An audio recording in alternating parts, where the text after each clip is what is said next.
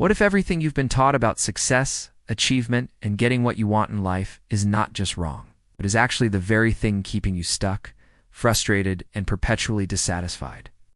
What if the harder you try to control your life, the more out of control it becomes?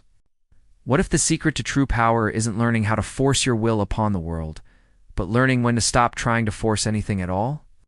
Share in the comments if you've ever experienced the exhaustion that comes from trying to control everything, and if you're new here, welcome to our exploration of Alan Watts' Most Liberating, teaching about why the wise man learns to dance with life instead of wrestling with it. We live in a culture that worships control. Every self-help book or very motivational speaker sells the same fundamental promise. If you just learn the right techniques, develop the right mindset, and apply enough effort, you can control your life completely. You can control your income, your relationships, your health, your happiness, your future. The underlying message is always the same. If you're not getting what you want, you're simply not trying hard enough to control the variables. But Alan Watts understood something that most people spend their entire lives learning the hard way. The pursuit of control is not just futile, it's the source of most human suffering. As he put it, the desire for security and the feeling of insecurity are the same thing. To hold your breath is to lose your breath. A society based on the quest for security is nothing but a breath retention contest in which everyone is as taut as a drum and as purple as a beet. The wise man has learned what Watts called the wisdom of insecurity. The recognition that life is fundamentally unpredictable, uncontrollable, and uncertain, and that trying to make it otherwise is like trying to make water solid or fire cold. It goes against the very nature of what life is. Life is flow, change, movement, surprise. Control is fixation, stagnation, rigidity, predictability. They are incompatible. Think about the areas of your life where you've tried hardest to maintain control. Your relationships. Have your attempts to control how others feel about you, what they do, or how they respond to you ever actually worked? Your career. Have your detailed 5-year plans ever unfolded exactly as you imagined? Your health. Have you been able to prevent every illness, injury, or physical challenge through sheer will and planning? If you're honest, you'll recognize what the wise man has already discovered. The things you've tried hardest to control have often been the areas of greatest struggle and frustration in your life. This isn't because you're not smart enough, disciplined enough, or strategic enough. It's because you're working against the fundamental nature of reality itself. Watts often used the metaphor of swimming to explain this principle. When you're in turbulent water, your instinct might be to fight against the current, to tense your muscles and try to force your way to safety.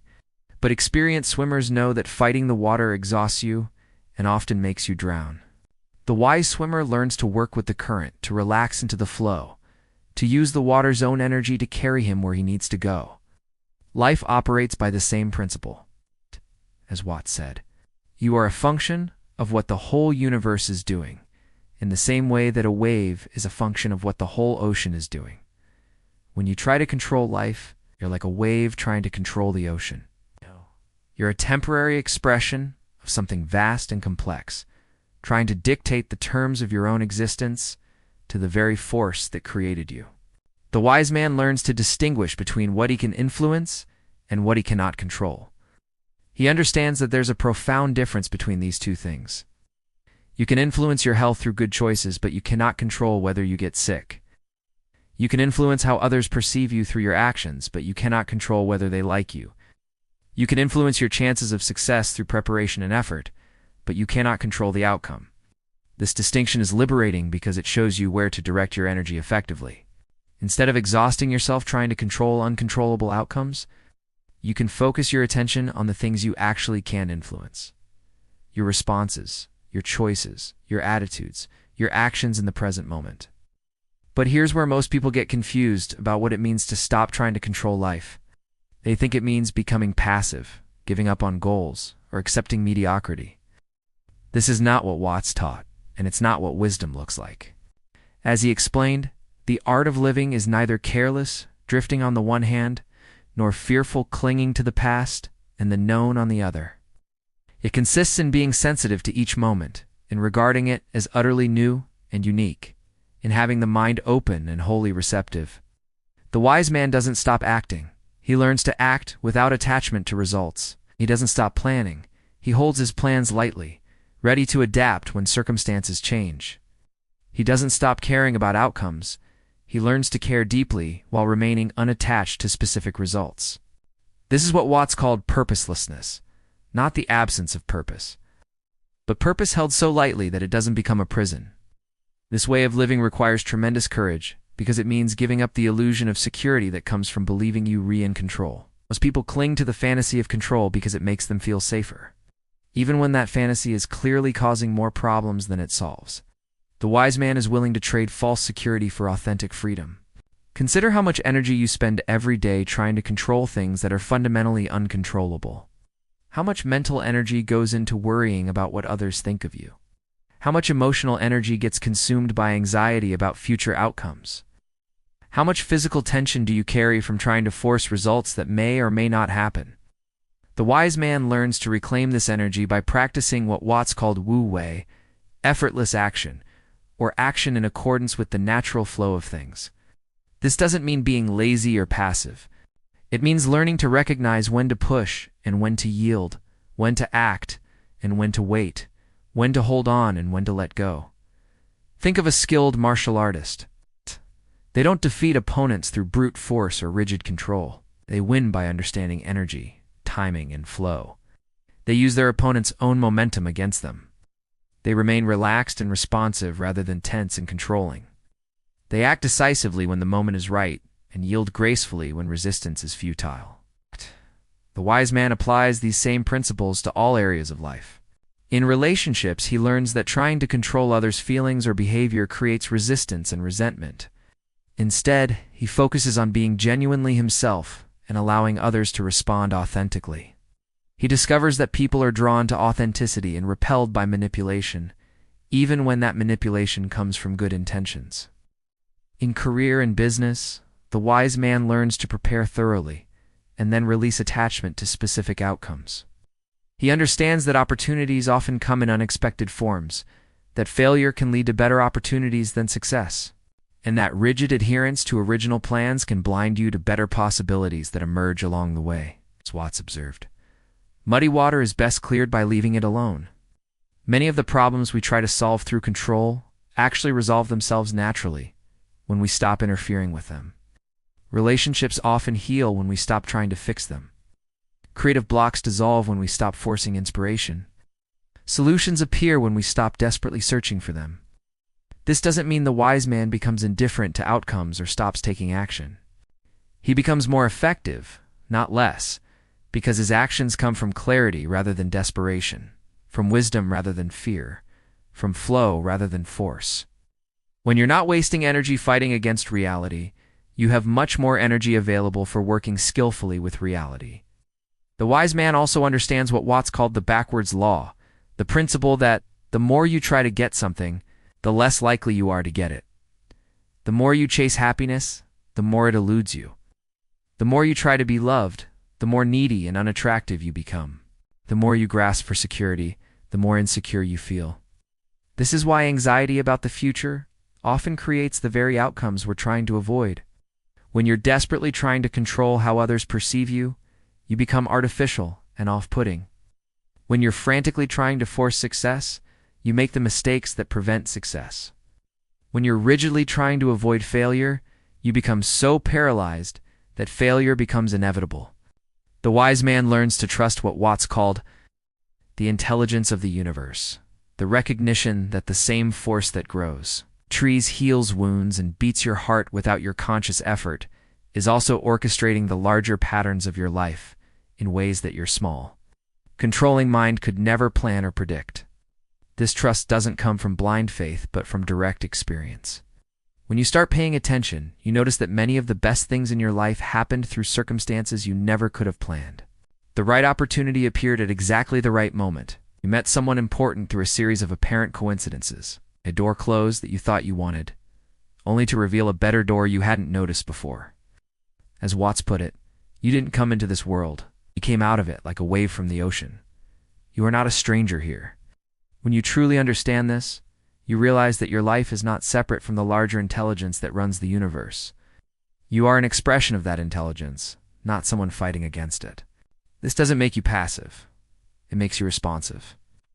Like a surfer reading the waves, the wise man learns to read the currents of his life and position himself to flow with them rather than against them.